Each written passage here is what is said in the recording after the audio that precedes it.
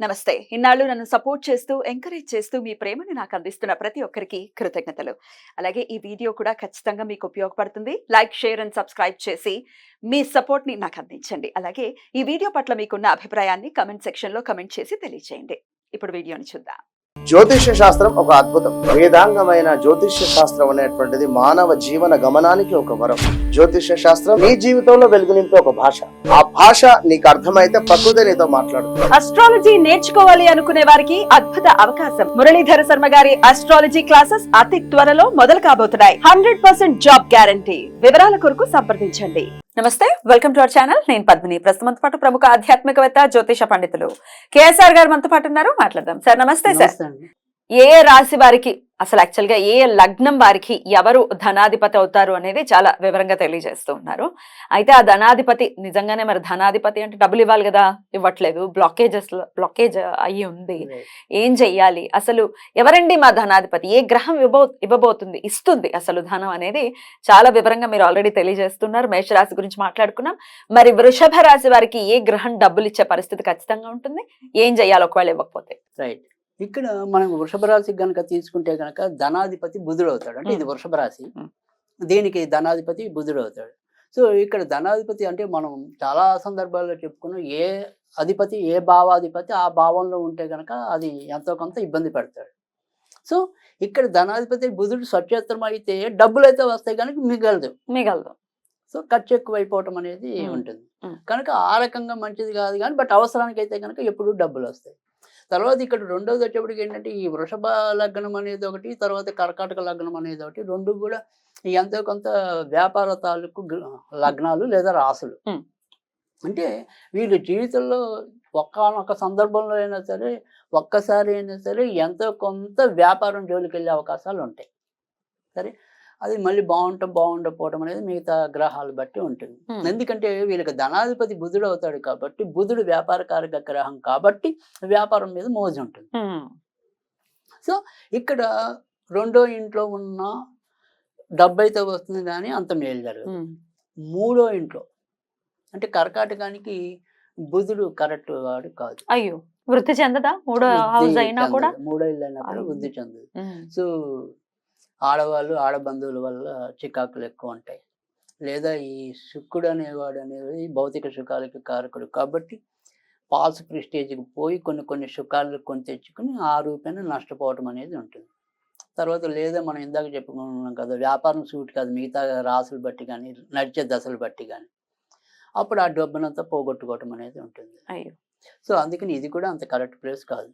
ఇక్కడ ఒకవేళ ఎంతో కొంత మేలు చేయాలి అంటే అది పూర్తి జాతకంలో మనకి ఏంటంటే ఆయన ఆశ్లేష నక్షత్రం సొంత నక్షత్రంలో ఉండాలి బుధుడు. అప్పుడు కొంతవరకు బాగుంటుంది. సో ఇతరుల తోడ్పాటుతో పైకి రావటం అనేది ఉంటుంది. అప్పుడు ఆ ఒక కండిషనే వర్తిస్తుంది. పుష్యమి గాని పునర్వసులో ఉంటే కుదరదు. ఓన్లీ ఆయన సొంత నక్షత్రం ఆశ్లేషలో ఉంటే బాగుంటుంది. ఇక్కడ నాలుగో ఇల్లు ఆయనకి బుధుడికి పూర్తి శుభక్షేత్రం కనుక ఇక్కడ ఖచ్చితంగా ఇల్లులు భూములు ఇలాంటి వ్యాపారాలు చేసి కూడా పైకి రావచ్చు. అంటే ఎందుకు మనం చెప్పాం, వృషభం అనేది ఎంతో కొంత వ్యాపారం ఉంటుంది అన్నాం కదా. సో ఈ రియల్ ఎస్టేట్ కన్స్ట్రక్షన్ సంబంధించిన అన్ని బిజినెస్లు వీళ్ళకి బాగుంటాయి. తర్వాత మన ట్రాన్స్పోర్ట్ రంగం కూడా చాలా బాగా పనికొస్తుంది. తర్వాత ఉద్యోగం రీత్యా వెళ్ళాలి అంటే కనుక ఆ రకంగా కూడా మేలు జరగటం అనేది ఉంటుంది. లేదా అమ్మగారి తోడ్పాటుతో వీళ్ళు ఎక్కువ పైకి రావడానికి కూడా ఎక్కువ ఉంటుంది. కనుక ఇది ఖచ్చితంగా మంచి ప్లేస్ బుధుడు అక్కడ ఉంటే కనుక ఇక్కడ మేలు జరుగుతుంది. తర్వాత కూడా మళ్ళీ మనకి పంచమం, ఇది మంచి ప్లేస్. ఎందుకంటే బుధుడికి మోక్షయాత్రం అవుతుంది కనుక అక్కడ ఉన్నా కూడా డబ్బులు బాగా సంపాదించుకోగలగటం అనేది ఉంటుంది. తర్వాత భౌతిక సుఖాలన్నీ కూడా బాగా అనుభవించడం అనేది కూడా ఉంటుంది. సో ఖచ్చితంగా వాళ్ళకి కూడా మంచి చేయడం అనేది ఉంటుంది. ఇది ఒక్కటి ఎక్కడ అంటే ఇక్కడ ఏదైనా పొరపాటున ఈ చిత్తా నక్షత్రంలో ఉంటే, అంటే కన్యారాశి ఇది. సో ఈ కన్యారాశిలో చిత్తా నక్షత్రంలో ఉంటే మాత్రం ఒక్కోసారి డబ్బులు అధికంగా ధన వ్యయం అనేది ఉంటుంది బుధ కుజులకి పడని కారణంగా. సో మిగతా అధిక శాతం అయితే కనుక మంచి, దీన్ని కూడా మనం మంచిగానే స్వీకరించవచ్చు. తర్వాత వచ్చేప్పటికి ఇక్కడ ఇది తులలో బుధుడు ఉన్నా కూడా చాలా మంచిది. ఎందుకంటే ఇక్కడికి వచ్చేప్పటికి ఏంటంటే ఇది 6వ ఇల్లు అవుతుంది. సో 6వ ఇల్లు కాబట్టి ప్రభుత్వ ఉద్యోగాలు సంపాదించాలంటే సాధ్యమవుతుంది. సో ముఖ్యంగా ఏమంటాం కేంద్ర ఉద్యోగాలు. Hmm. సో సెంట్రల్ గవర్నమెంట్ ఉద్యోగాలు రావాలి అంటే కనుక Wow. ఉపయోగం ఉంటుంది. తర్వాత మనకి ఇటు ప్రభుత్వ ఉద్యోగాలు అంటే రాష్ట్ర ఉద్యోగంలోకి వచ్చేప్పటికి ఎలక్ట్రిసిటీ బోర్డు అనేది బాగా ఉపయోగపడుతుంది. తర్వాత కమ్యూనికేషన్ ఫీల్డ్స్ ఏమైనా ఉంటే వాటిలో కూడా బాగా మెయిల్ చేయటం అనేది ఉంటుంది. తర్వాత ఇప్పటికీ ఏదైనా సరే మనకి ఇంజనీరింగ్లో సివిల్ ఇంజనీరింగ్, సో ఈ సివిల్ ఇంజనీరింగ్లో ఉన్న వాళ్ళకైతే కనుక ఖచ్చితంగా మెయిల్ అవుతుంది. సో ఆ రకంగా మాత్రం వాళ్ళ సంపాదన అనేది బాగుంటుంది. కానీ ఇంకా ఏదైతే వృశ్చికం ఉందో ఇక్కడ బుధుడు ఉంటే మాత్రం వాళ్ళు అష్ట కష్టాలు పడతారు. అబ్బా, వృషభ రాశి వారికి లేదా వృషభ లగ్నం వాళ్ళకి వృశ్చికంలో బుధుడు ఎట్టి పరిస్థితిలో అంటే షార్ట్ టెంపర్ కి పోయి అనవసరంగా పాటు చేసుకోవటం అనేది ఉంటుంది. సో ఇక్కడ అనేది కరెక్ట్ కాదు కనుక ఇది కూడా మేల్ చేయదు. యాక్చువల్గా సప్తమం అయినప్పటికీ కూడా ఇబ్బంది పడతారు. తర్వాత వచ్చేప్పటికి ధనస్సు. సో ధనస్సులోకి వచ్చేప్పటికి బుధుడు ఏంటంటే ఇక్కడ అష్టమంలో అవుతాడు బుధుడు. సో అష్టమంలో బుధుడు ఉన్నప్పటికీ కూడా డబ్బు బాగా సంపాదించుకోవచ్చు. అంటే కొంతమంది ఫైనాన్స్ వ్యాపారాలు చేస్తుంటారు కదా, డబ్బులు అప్పులు ఇచ్చి, ఆ రకమైన వ్యాపారాలు చేయడానికి అనువుగానే ఉంటుంది. తర్వాత బ్యాంకింగ్ రంగంలో ఉండడానికి కూడా బాగా ఉపయోగపడుతుంది.